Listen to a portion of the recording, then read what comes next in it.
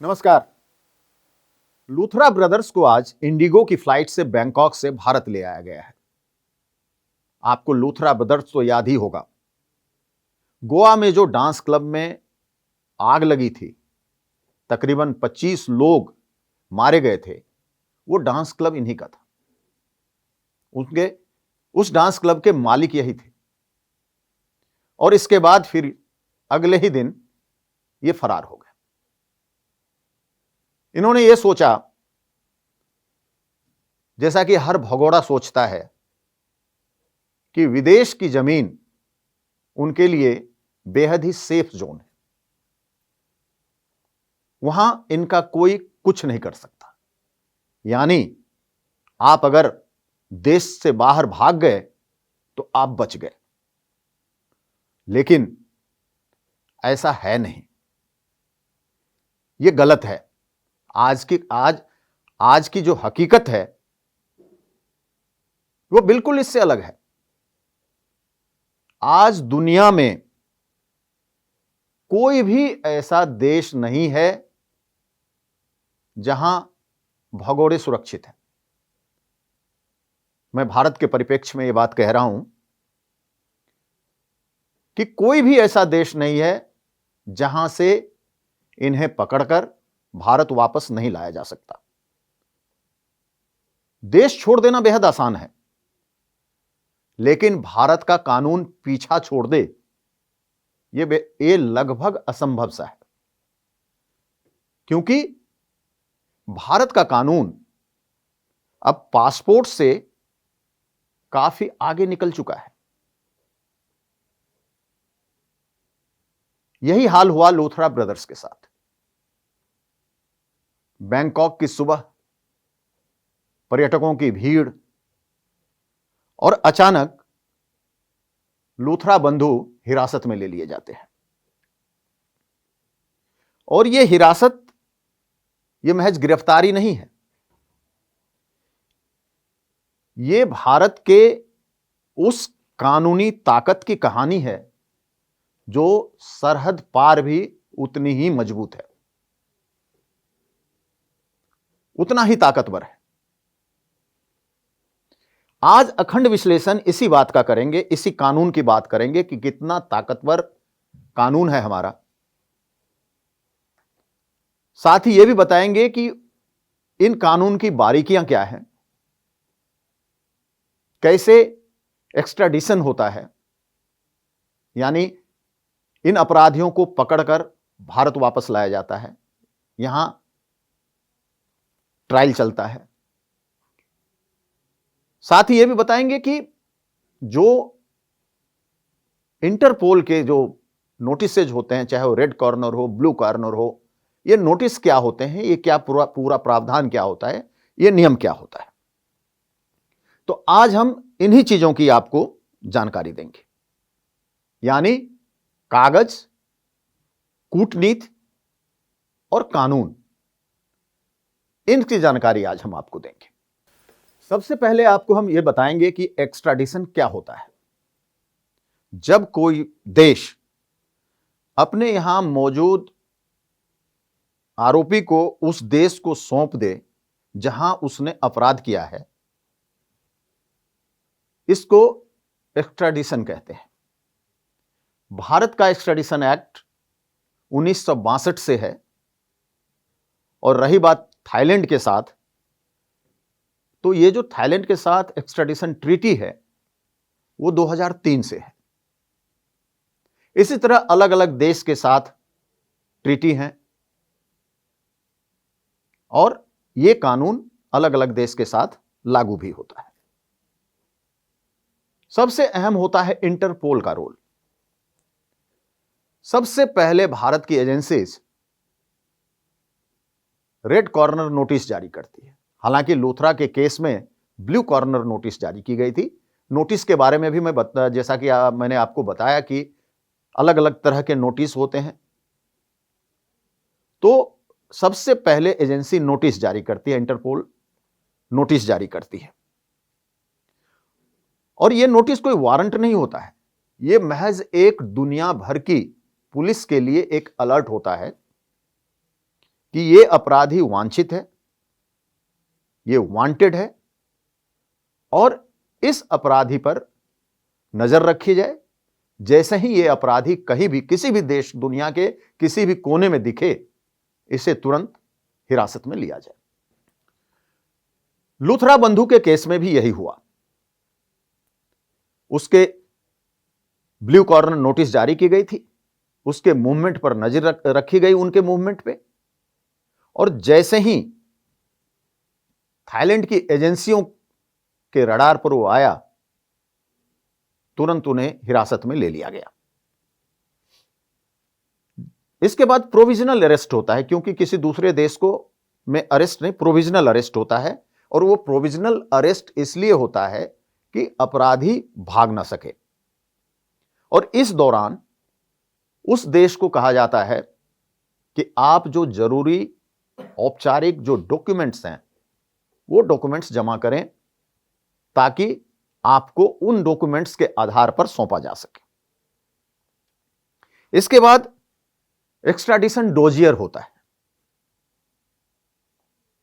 Dossier में यह होता है कि जैसे भारत में उनके खिलाफ जो एफआईआर दर्ज किए गए या फिर चार्जशीट हैं, अरेस्ट वारंट हो, अपराध का पूरा विवरण होता है, पूरी हिस्ट्री होती है, पूरी जानकारी होती है, साथ ही जो सबूत होते हैं, एविडेंसेस होते हैं, उनकी भी सूची होती है। तो यह पूरा डोजियर सौंपा जाता है। इसके बाद यह जब सरकार को सौंपा जाता है किसी देश को, तो उस देश की सरकार को भी यह अधिकार नहीं है कि वो इनके आधार पे आपके हाथ सौंप दे। वो मामला वहां की कोर्ट में जाता है, यानी कानून से मामला कोर्ट रूम में चला गया।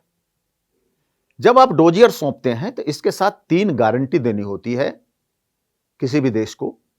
पहली गारंटी यह होती है कि किसी राजनीतिक द्वेष, राजनीतिक बदले की भावना से यह कार्रवाई नहीं की जा रही है।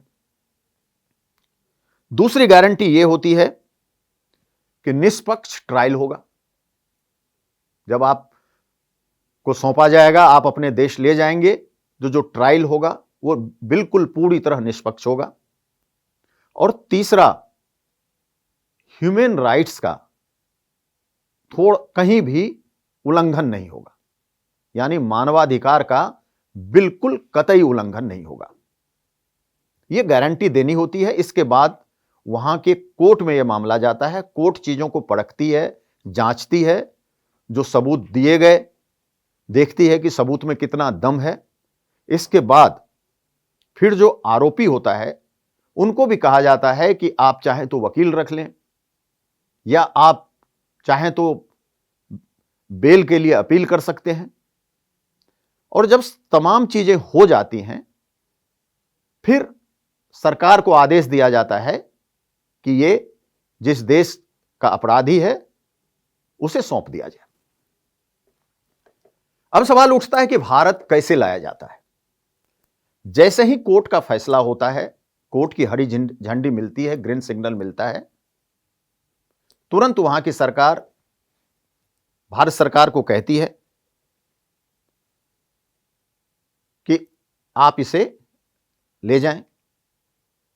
इसके बाद यहां से जो एजेंसी होती है, जांच एजेंसियां होती हैं, उनकी कस्टडी टीम उस देश में जाती है और उस अपराधी को, उस व्यक्ति को अपने कस्टडी में लेती है। यहां मैं कस्टडी इसलिए कह रहा हूं कि आप दूसरे के जमीन पे हिरासत में नहीं ले सकते, अरेस्ट नहीं कर सकते, लिहाजा कस्टडी में लिया जाता है। इनको कस्टडी में दिया जाता है। और फिर उसके बाद जैसे ही वो कस्टडी टीम उसे लेकर दिल्ली पहुंचेगी या भारत पहुंचेगी, तुरंत एयरपोर्ट पर उसे अरेस्ट किया जाता है। पहुंचते ही, यानी भारत की जमीन पर कदम रखते ही उसे अरेस्ट किया जाता है। इसके बाद कोर्ट में पेश किया जाता है, और जो बाकी प्रक्रिया होती है कि उसे रिमांड के लिए लेना, बाकी चीजें लेना, पूछताछ के लिए आगे रिमांड के लिए लेना, जो कानूनी प्रक्रिया होती है, वो सारी प्रक्रियाएं होती है। तो ये पूरा मैंने जो आपको बताया कि किस तरह से कानून इतना मजबूत है और एक्स्ट्राडिशन का क्या प्रोसेस होता है कि एक अपराधी अगर कोई भागा तो रेड कॉर्नर नोटिस से लेकर, इंटरपोल नोटिस से लेकर उसके एक्स्ट्राडिशन तक और भारत लाकर उसे गिरफ्तार करने तक, कोर्ट में पेश करने तक, कार्रवाई करने तक, यह पूरा मैंने आपको विवरण बताया। कई ऐसे अब आपको मैं केस बताऊंगा, लूथरा ब्रदर्स के अलावा कई केसेज हैं। जैसे आपको याद होगा 1993 मुंबई ब्लास्ट के अबू सलेम का।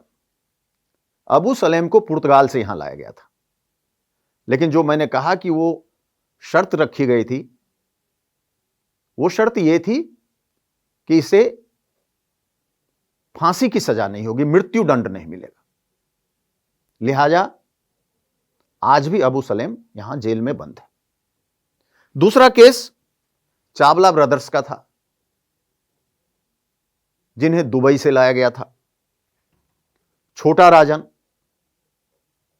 इसके अलावा हाल में ही आपको याद होगा मुंबई हमले के आरोपी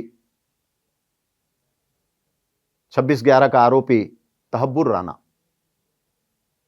उसे भी लाया गया है। तो इस तरह के कई केस हैं।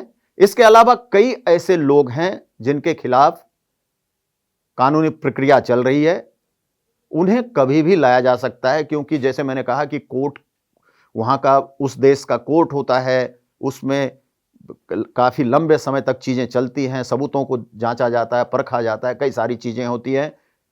तो ललित मोदी आईपीएल केस में, विजय माल्या, ऐसे कई लोग हैं, नीरव मोदी बैंक स्कैम, तो ऐसे कई लोग हैं जिनके खिलाफ, जिनको लाने की प्रक्रिया चल रही है। और हम ये उम्मीद करते हैं, उम्मीद क्या करते हैं, आप ये मान के चलें कि इन्हें बहुत जल्द ही इन्हें भी ले आया जाएगा। अब आपको बताते हैं कि इंटरपोल क्या होता है, और ये जो नोटिसेज होते हैं, ये अलग अलग रंग के जो होते हैं, ये नोटिसेज क्या होते हैं, किस अपराध के लिए होते हैं। आपको बताऊं कि इंटरपोल 190 से ज्यादा देश में इंटरपोल के मेंबर हैं, और हर देश में उनका एक एनसीबी होता है। जैसे भारत में जांच एजेंसी जो सीबीआई है, सीबीआई है, उसी तरह अलग अलग देशों में उनका होता है। तो सबसे पहला होता है red corner notice. Red corner notice जो वांटेड क्रिमिनल्स होते हैं, वांटेड अपराधी होते हैं, उनके लिए जारी किया जाता है। दूसरा होता है येलो कॉर्नर नोटिस, पीला। वो जो व्यक्ति लापता व्यक्ति है, उनके लिए जारी किया जाता है। ब्लू कॉर्नर नोटिस आपराधिक जांच के लिए या किसी भी तरह के अपराध के जांच के लिए उस व्यक्ति की जरूरत हो, जिस व्यक्ति की, उसके लिए ब्लू कॉर्नर नोटिस जारी किया जाता है। Black corner notice, black corner notice unclaimed यानी अज्ञात शव या अज्ञात डेड बॉडी जो मिलते हैं, उसकी पहचान के लिए, उसकी शिनाख्त के लिए किया जाता है। Green corner notice, green corner notice एक तरह से क्रिमिनल एक्टिविटीज की वार्निंग का नोटिस होता है। यह नोटिस जारी किया जाता है कि इस तरह की आशंका है, यह वार्निंग है, यह चेतावनी है, इस तरह की एक्टिविटीज, इस तरह के मूवमेंट्स, इस तरह की एक्टिविटीज हो सकती है। ऑरेंज कॉर्नर नोटिस,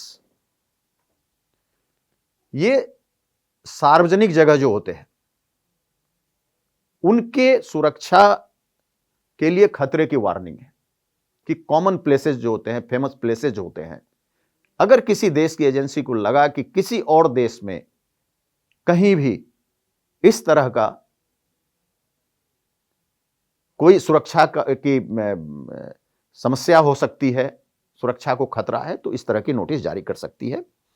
इसके अलावा पर्पल नोटिस, पर्पल नोटिस में क्रिमिनल के का मोडस ऑपरेंडी क्या है, उनके पास टेक्निक क्या है, इन चीजों की जानकारी के लिए पर्पल नोटिस जारी होता है। और फिर होता है सिल्वर नोटिस।